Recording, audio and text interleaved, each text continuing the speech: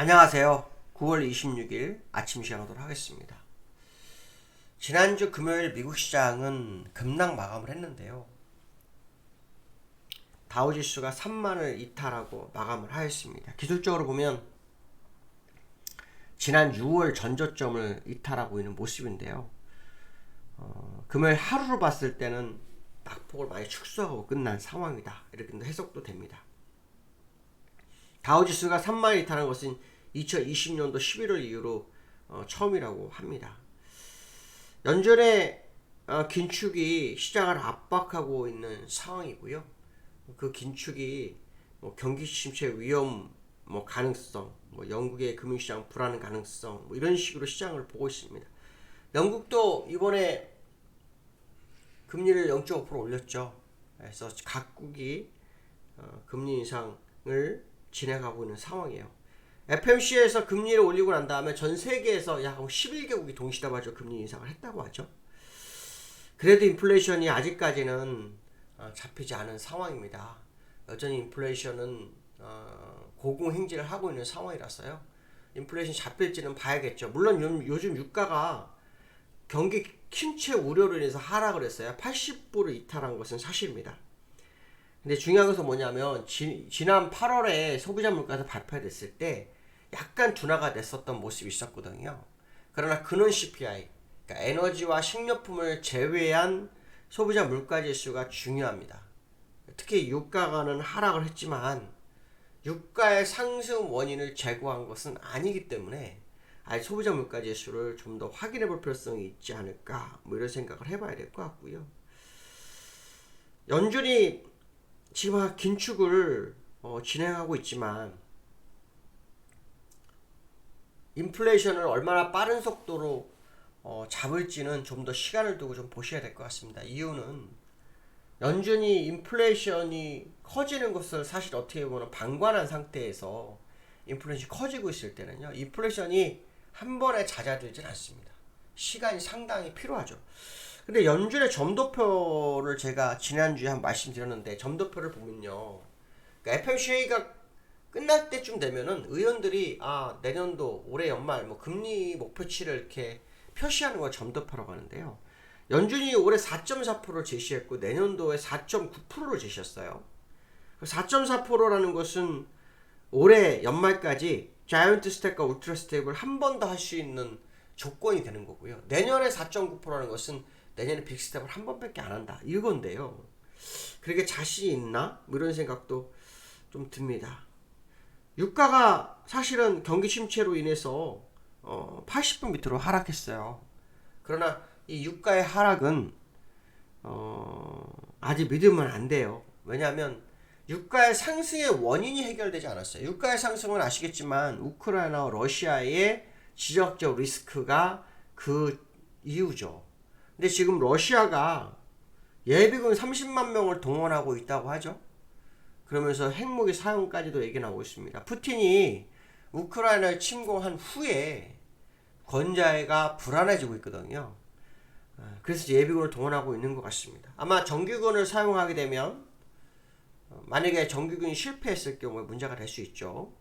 그러니까 아마도 자기를 지킬 수 있는 군대를 남겨두고 예비군을 지금 확보하는 과정으로 보는데요. 이 예비군을 확보하고 그냥 확보로서 끝날 건지 다시 한번 이 우크라이나 사태에 좀 더 강화할 건지는 좀 더 두고 봐야 되겠죠.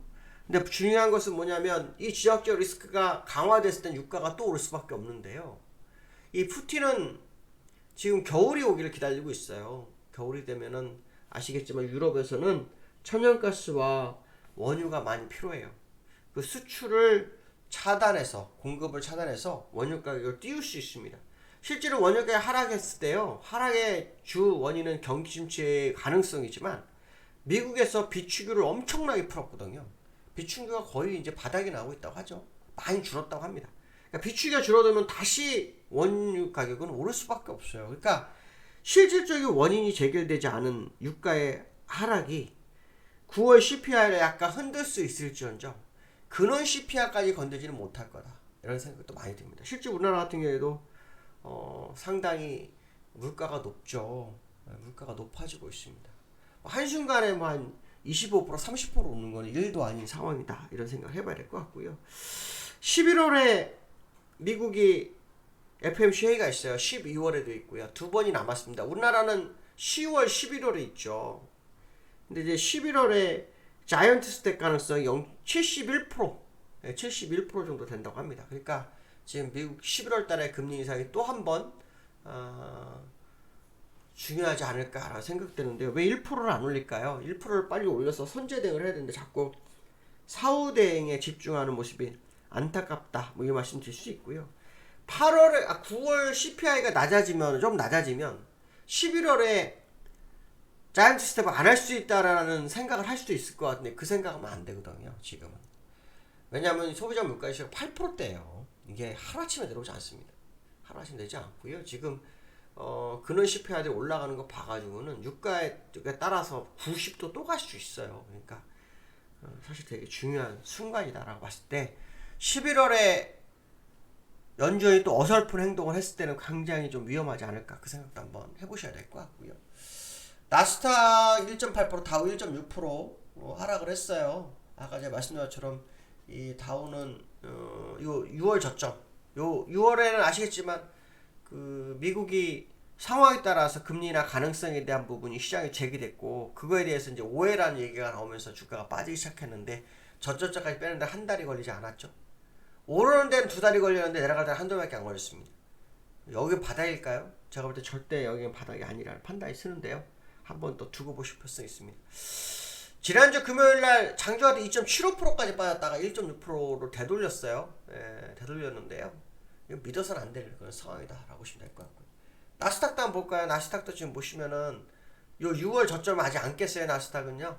아마 오늘 밤 6월 저점을 향해 움직일 소지를 한번 좀 열어두고 보시는 게 좋지 않을까. 그런 생각도 해봐야 되겠다 말씀드리고 싶고요. 두 번째로는 뭐 말을 안 할 수가 없어요. 거의 얘기 매일 하죠. 환율에 대한 얘기를 하는데 이건 안 할 수가 없는 게 현재 화두는 이게 최고거든요. 원달러가 이번 주 굉장히 중요합니다. 지난 금요일날 원달러가 여기 아니라 1422원을 돌파하고 끝났는데요. 지금 이 환율을 잡기 위해서 한국은행과 국민연금이 통화수합을 했다고 하죠. 100억 불짜리. 의미 없습니다. 제가 볼 때는 의미 없습니다. 왜냐하면 지금 시장이 원하는 통화수합은 미국입니다. 미국. 그러니까 논점을 빗겨나간 거죠. 물론 100억 불이 중요합니다.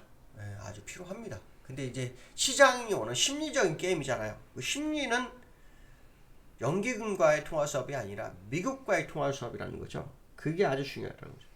근데 이 환율이 우리나라뿐만이 아니라 전 세계가 문제인데 엔저도 마찬가지거든요. 엔화도 자꾸 낮아지면서 충격을 받고 있다고 합니다. 그래서 일본도 24년 만에 시장 개입을 하는 상황까지 벌어졌다고 하죠. 일본이 지금 소비자 물가지수가 2.8%까지 올랐는데요. 이거를 너무 무시하는 게 좀 아쉽습니다. 저는 일본이 금리 인상을 할 거라고 보고 있고요. 그 금리 인상이 결국 시장에 새로운 충격으로 다가올 수 있다는 생각도 하고 있습니다. 물론 이거는 개인적 생각이기 때문에 좀 더 시간을 두고 확인할 필요성이 있겠다 이런 말씀드리고 싶고요. LG엔솔이 21선을 이탈을 했어요. 추세 확인 굉장히 필요한 사업입니다. 근데 LG엔솔을 뜬금없이 말하는 건 아니고요. 왜냐하면 LG엔솔이 사실 이번에 하락장일 때 유일하게 시장을 방어했던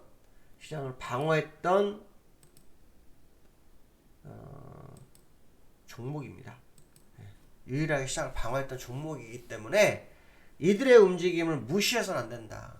근데 이들이 21선을 지난주 금요일날 깨고 끝나서 추가적으로 하락 가능성이 열릴 수 있죠. 그러니까 LG엔솔의 흐름을 한번 확인하는 한 주가 돼야겠다. 물론 삼성전자는 당연히 봐야 되고요. 삼성전자 당연히 보는데 LG엔솔이 그동안 시장을 받쳐줬기 때문에 그들의 흐름을 외면해서는 안 되고 주시해야 되겠다 이 말씀 드리고 싶습니다. 오늘 여기까지 하겠습니다. 감사합니다.